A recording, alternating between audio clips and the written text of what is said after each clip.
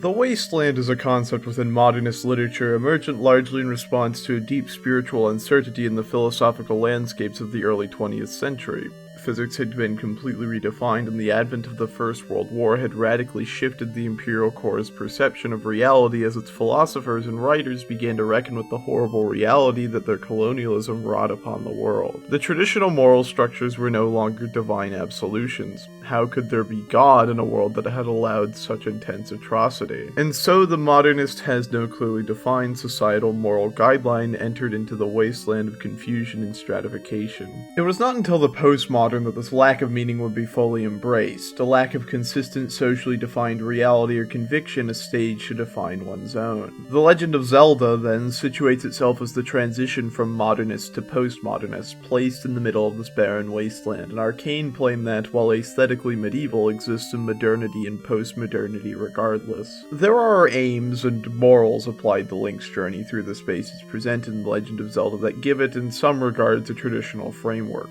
Link must save Berkey and Beauty Zelda from the clutches of evil Pig King Ganon. It's a very old Western narrative archetype that reaches far past just the Romantic period and into the chivalric of the distant past. That framing may be conventional, however, the end result ultimately flies in the face of that. The Legend of Zelda, as a work, is completely aimless and absurd in its ludic form. Link plopped in the middle of a series of deserts populated only by entities that, while damaging when they contact Link, are ultimately not motivated or acting in any particular way toward him. Some monsters even cower in fear and offer Link compensation for his silence after he finds their hiding spots, concealed in fear from the aimless landscape that awaits them outside with artificial constructions of safety. These creatures are arguably even more lost than Link is, idle video game abstracted ghosts wandering the double-dead digital hellscape. Link himself is hardly any more centered, given a quest and potentially a weapon to defend himself from the pacifistic monsters, but otherwise completely unclear in what he should be doing or how he should go about it.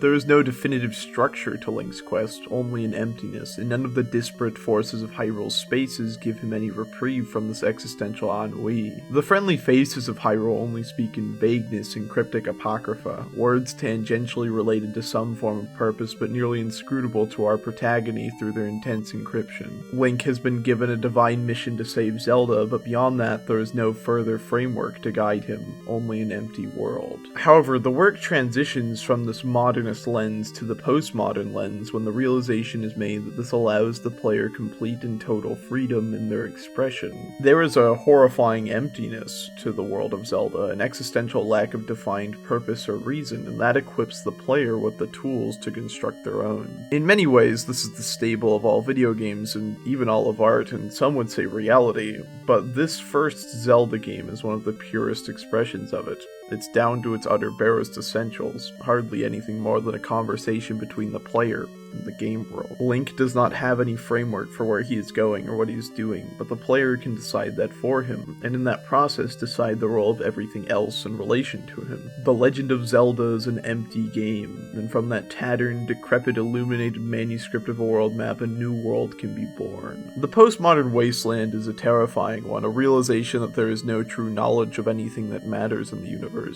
It is also a freeing one. With no universal understanding, there is room to determine one's own, an exercise even necessary to survive such a reality.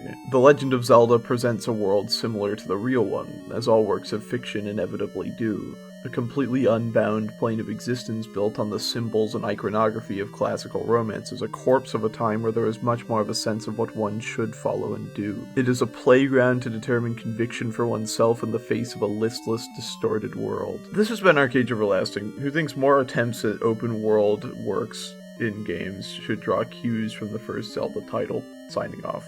Thank you for watching.